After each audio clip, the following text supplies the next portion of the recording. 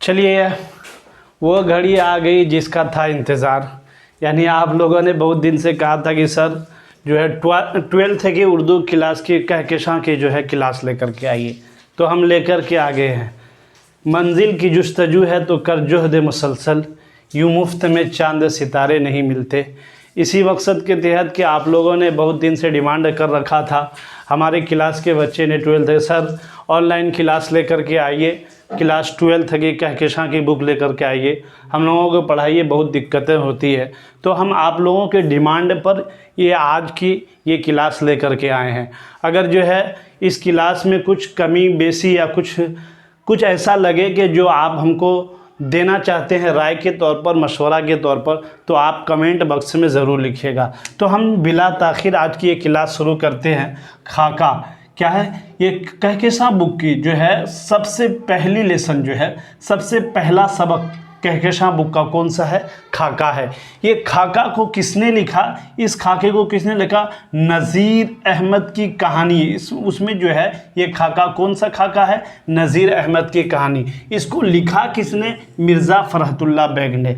तो किसने लिखा? मिर्ज़ा फ़रहतुल्लाह बेग ने। चलिए, खाका क्या है इसको एक नज़र में हम जान लेते हैं। खाका क्या है? देखिए, खाका किसी शख्सियत की तहरीर तस्वीर कशी ही खाका निगारी है।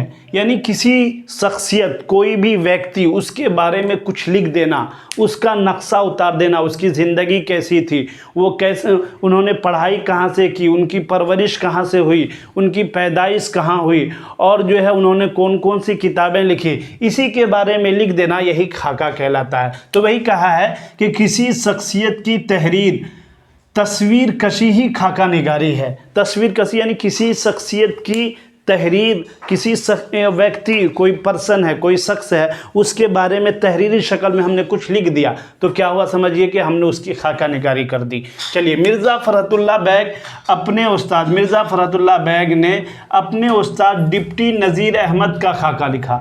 मिर्ज़ा फ़रहतुल्लाह बेग ने अपने उस्ताद किसका खाका लिखा? डिप्टी नज़ीर अहमद का खाका लिखा।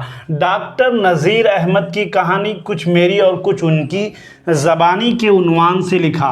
क्या है? ये बहुत ही मशहूर खाका है और उर्दू का सबसे पहला खाका तस्वुर किया जाता है। कौन सा खाका? याद रखिएगा, ये सवाल बार बार एग्ज़ाम के अंदर पूछा गया है। डॉक्टर नज़ीर अहमद की कहानी, डॉक्टर नज़ीर अहमद की कहानी कुछ मेरी और कुछ उनकी ज़बानी, कुछ उनकी ज़बानी, ये क्या है? खाका है। किन इस खाके को किसने लिखा? तो मिर्ज़ा फ़रहतुल्लाह बेग ने। ये डॉक्टर नज़ीर अहमद कौन थे? तो ये मिर्ज़ा फ़रहतुल्लाह बेग के उस्ताद थे। समझ गए ना बच्चों इतनी बात?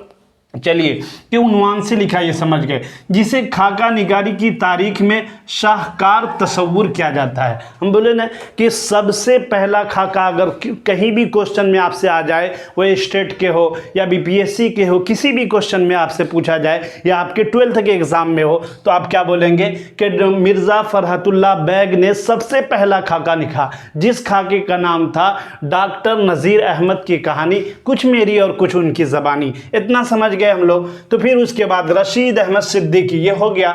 रशीद अहमद सिद्दीकी ने आलिमाना और संजीदाना खाकों की मुस्तहकम रिवायत कायम की। पहला खाका तो किसने लिखा? मिर्ज़ा फ़रहतुल्लाह बेग ने। और ये रिवायत कायम किसने की खाका की? तो हम उसमें क्या बोलेंगे? रशीद अहमद सिद्दीकी। देखिए, क्वेश्चन बीपीएससी के बारे में बार बार ये क्वेश्चन पूछा गया है कि रशीद अहमद सिद्दीकी ने आलिमाना और संजीदा खाकों की मुस्तहकम रिवायत कायम की। तो रिवायत कायम करने वाले कौन हो गए? जो है आपको रशीद अहमद सिद्दीकी। अशरफ सबूही और शाहिद अहमद देहलवी ने भी खाके लिखे। कौन कौन? अशरफ सबूही और शाहिद अहमद देहलवी ने भी बाज़ाब्ता खाका। मज़ाह निगारों में शौकत थानवी, यूसुफ नाजिम और मुजतबा हुसैन और अहमद जमाल पाशा, इन्होंने भी क्या किए? खाके लिखे। अफसाना निगारों में इस्मत चुगताई, इन्होंने भी क्या किए? खाके लिखे। तो खाका लिखने वाले ये लोग हो गए। और सबसे बाज़ाब्ता ये सारे क्वेश्चन तो नहीं आते, लेकिन रिवायत किसने कायम की खाके की? तो रशीद अहमद सिद्दीकी ने। सबसे पहला खाका किसने लिखा? मिर्ज़ा फ़रहतुल्लाह बेग ने। और सबसे पहला खाका कौन सा है? तो डिप्टी नज़ीर अहमद की कहानी, डॉक्टर नज़ीर अहमद की कहानी कुछ मेरी और कुछ उनकी ज़बानी, ये सबसे पहला खाका है। इतनी बात हम समझ गए होंगे। चलिए आगे करते हैं। और मंटू ने भी क्या किए, बेहतरीन खाके लिखे। तो ये खाके के बारे में था, और किस किस ने खाके लिखे और खाका को जो है रिवायत किसने कायम की, पहला खाका कौन सा है, और नज़ीर अहमद की कहानी को किसने लिखा। तो ये सारी चीज़ें हम यहाँ पढ़ लिए। चलिए ये सारी चीज़ें खाके से रिलेटेड थी, वो जो हो गई। हम आगे के चैप्टर में चलते हैं कि मिर्ज़ा फ़रहतुल्लाह बैग के जीवनी के बारे में पढ़ेंगे। बार बार उनके जीवन से रिलेटेड क्वेश्चंस आते हैं, उनकी ज़िंदगी से मुतालिक सवालात हमसे पूछे जाते हैं। तो हम क्या करेंगे, मिर्ज़ा फ़रहतुल्लाह बैग के बारे में पढ़ेंगे। समझ में अगर किसी को कहीं पे कोई डाउट हो तो आप कमेंट बॉक्स में ज़रूर जो है पूछ सकते हैं। सितंबर 1885 में पैदा हुए। कब पैदा हुए मिर्ज़ा फ़रहतुल्लाह बैग? सितंबर 1885 में। जाए पैदाइश महल्ला चूड़ीवालान दिल्ली है। जाए पैदाइश कहाँ है इसकी, ये 1885 याद कर लीजिएगा। कब पैदा हुए? 1885 में पैदा हुए। कौन? मिर्ज़ा फ़रहतुल्लाह बैग। और जो है कहाँ? दिल्ली में। कहाँ? महल्ला चूड़ीवालान दिल्ली में। ये क्वेश्चन बार बार जो है 12th के एग्ज़ाम में पूछा गया है। वालिद का नाम मिर्ज़ा हशमतुल्लाह बैग था। वालिद का नाम क्या था बच्चों? वालिद का नाम मिर्ज़ा हशमतुल्लाह बैग था। वालदा मुशर्रफ जहाँ बेगम। वालदा मुशर्रफ जहाँ बेगम। जब जिनका इंतकाल जब आप 10 साल के थे तभी हो गया था। यानी आपकी माँ जो है किनकी? मिर्ज़ा फ़रहतुल्लाह बैग की माँ, जिनका नाम था मुशर्रफ जहाँ बेगम, ये आप 10 ही दिन के थे कि आपका इंतकाल हो गया। उसके बाद आपके हुस्न जहाँ बेगम ने क्या की? आपकी परवरिश की, जो कि आपकी फूफी थी। सवाल ये आया है बार बार, बीपीएससी में पूछा गया। 12th का भी बार बार 12th के पिछले प्रीवियस ईयर में एक क्वेश्चन पूछा गया है कि जब आपकी वालदा के बाद मिर्ज़ा फ़रहतुल्लाह बैग की परवरिश किसने की थी? तो किसने की थी? आपकी फूफी ने की थी। फूफी का नाम क्या था? हुस्न जहाँ बेगम। हुस्न जहाँ बेगम था। अपनी औलाद की तरह आपको पाला। मौलवी कमरुद्दीन से कुरान पाक पढ़ा आपने। गवर्नमेंट हाई स्कूल कश्मीरी दरवाज़ा दिल्ली से एंट्रेंस का इम्तिहान पास किया। किसने? मिर्ज़ा फ़रहतुल्लाह बैग ने। ये भी पूछा कि कौन से स्कूल से आपने मैट्रिक का इम्तिहान पास किया, तो हम क्या बोलेंगे? जो है गवर्नमेंट हाई स्कूल कश्मीरी दरवाज़ा दिल्ली से। 1901 में हिंदू कॉलेज में दाखिला लिया। तलाशे मास में हैदराबाद के एक स्कूल में मौलिम बनाए गए। उसके बाद 1908 ईस्वी में चचा साजिद बैग की लड़की नसीमा सुल्ताना। 1908 में सवाल ये पूछ लेता है कि शादी कब हुई आपकी, तो क्या बोलेंगे? 1908 में हुई। शादी किससे हुई? तो चचा की बेटी से हुई।